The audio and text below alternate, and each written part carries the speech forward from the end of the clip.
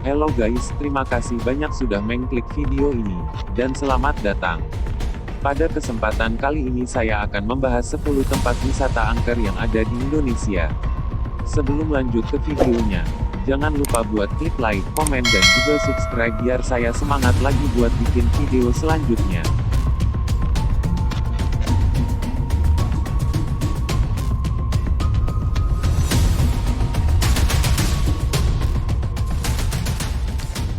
Oke, tempat pertama adalah Lawang Sewu. Lokasinya berada di kota Semarang, Jawa Tengah. Lawang Sewu merupakan tempat bersejarah dari peninggalan nenek moyang pada zaman penjajahan Belanda. Tempat ini seringkali menyisakan hal-hal seram yang kerap terjadi di setiap pengunjung yang datang. Lawang Sewu di kota Semarang merupakan tempat terangker kedua di Asia. Usia bangunan tersebut mencapai 115 tahun. Meski demikian bangunan 1000 pintu ini tetap berdiri kokoh dan rapi. Namun tempat ini menyimpan banyak misteri. Pernah ada yang melihat sesosok noni Belanda dengan wajah pucat dan berdarah-darah sedang mondar-mandir di suatu ruangan kaki tanpa menyentuh lantai. Seringkali pada malam hari tempat ini juga terdapat suara aneh seperti orang menangis, berteriak ketakutan dan juga jeritan. Menurut penduduk setempat suara tersebut merupakan suara tentara Belanda yang pada waktu dulu disiksa oleh tentara Jepang. Nah itulah sekilas tentang Lawang Sewu. Gimana, apa kalian berani buat mencoba uji nyali di sana? Komen di kolom ranjang, salah komentar maksudnya ya guys.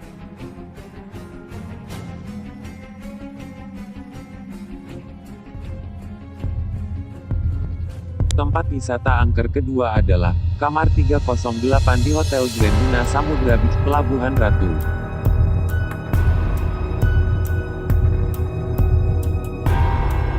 Kawasan Pelabuhan Ratu menawarkan keindahan pantai yang cocok menjadi tempat singgah untuk melepas rasa penat.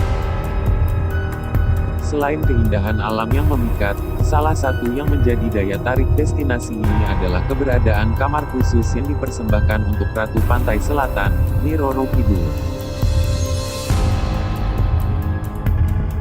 Kamar tersebut berada di dalam bangunan Hotel Grand Mina Samudra Beach, tepatnya di kamar 308 yang menyimpan misteri.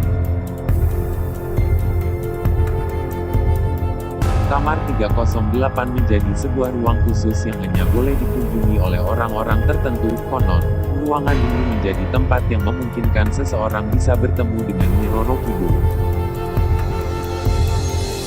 Kamar itu sekilas tidak berbeda dengan kamar lainnya. Bedanya, ruangan tersebut didominasi oleh warna hijau pada dinding, karpet, lantai, hingga gorden yang memberikan kesan mistis. Pasalnya, warna hijau diyakini adalah warna kesukaan Nyi Roro Kidul. Selain itu, suasana kamar juga kian terkesan mistis dengan 8 lukisan potret wanita cantik yang diyakini sebagai gambaran ratu penguasa pantai selatan. Salah satu lukisan di antaranya adalah hasil karya Basuki Abdullah. Kamar 308 juga kabarnya sering dijadikan tempat istirahat sang ratu. Namun kamar itu justru selalu laris dipesan oleh sejumlah pelancong yang sengaja memesan untuk kebutuhan meminta ilmu atau bersemedi.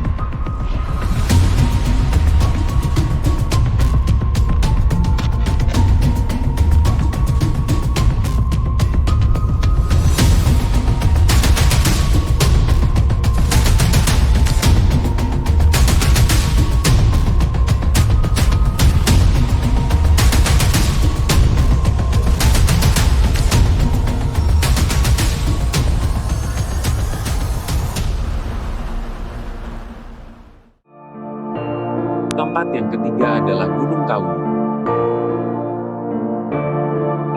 Di Malang bagian selatan, ada sebuah kawasan yang katanya dikenal memberi tuah dan bisa mengentaskan pengunjungnya dari jerat kemiskinan. Kawasan itu merupakan petilasan sekaligus makam Eyang Jogo yang terletak di lereng Gunung Kawi, Kabupaten Malang, Jawa Timur. Setiap hari, para peziarah dari berbagai daerah datang untuk berdoa di sana. Petilasan Eyang Jogo di lereng Gunung Kawi itu kemudian dikenal publik sebagai tempat pesugihan. Dikutip dari berbagai sumber, mitos pesugihan di Gunung Kawi ini terjadi belum terlalu lama. Mitos pesugihan yang melingkupi Gunung Kawi diperkirakan terjadi selama 1 abad belakangan.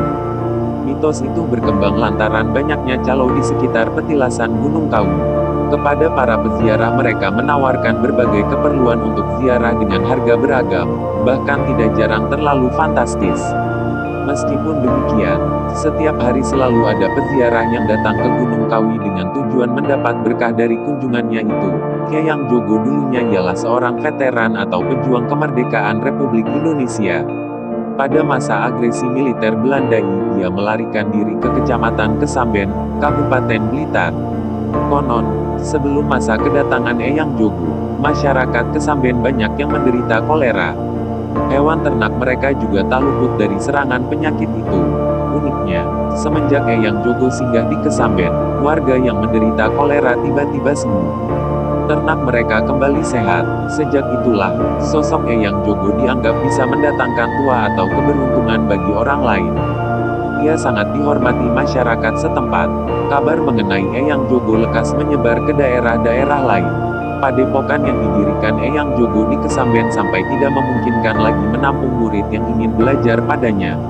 Akhirnya, ia memerintahkan seorang muridnya yang bernama RM Imam Sujono untuk membuka lahan baru di lereng Gunung Kawi. Sejak pembukaan lahan baru yang difungsikan sebagai padepokan itu, kawasan Gunung Kawi tidak pernah sepi. Setiap hari, selalu ada orang yang hilir mudik di sana. Mitos pesugihan Gunung Kawi bermula dari situ.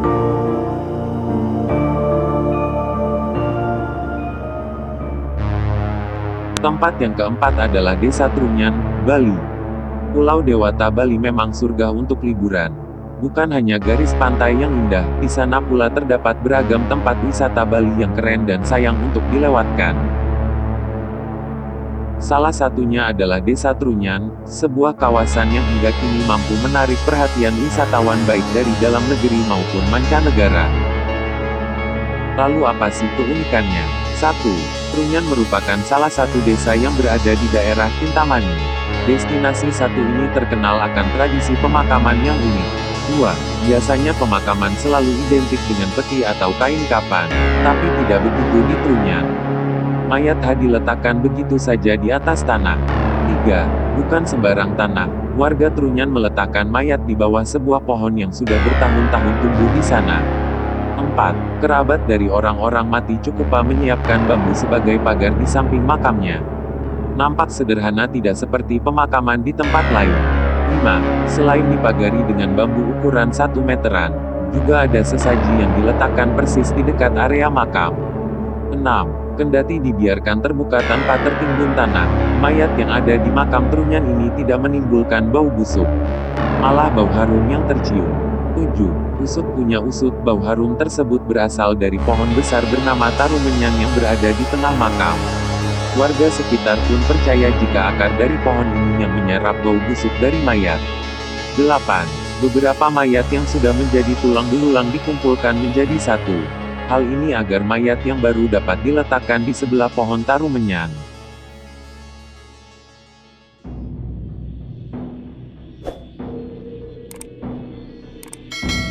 Tempat yang kelima adalah Rumah Gurita. Rumah yang terletak di Bandung, Jawa Barat ini disebut-sebut sebagai urban legend karena banyaknya misteri dan cerita-cerita horor yang dipercayai oleh masyarakat. Dari banyaknya misteri yang beredar di kalangan masyarakat, misteri yang paling lekat hingga sekarang adalah Rumah Gurita tersebut adalah tempat dilakukannya ritual-ritual sesat. Diketahui, nama Rumah Gurita diciptakan karena adanya patung gurita raksasa yang berada di atap rumah tersebut yang berwarna hitam dan dihiasi dengan mata yang berwarna merah. Banyaknya misteri dan cerita horor yang beredar, membuat salah satu warganet mencoba membagikan pengalamannya mengenai Rumah Gurita tersebut. Nah itulah guys, 5 dari banyaknya tempat wisata di Indonesia yang lumayan angker dan penuh kesan mistis. Terima kasih banyak sudah menonton video ini. Dan sekali lagi jangan lupa untuk berkenan klik subscribe pada channel ini. Sampai jumpa di video selanjutnya.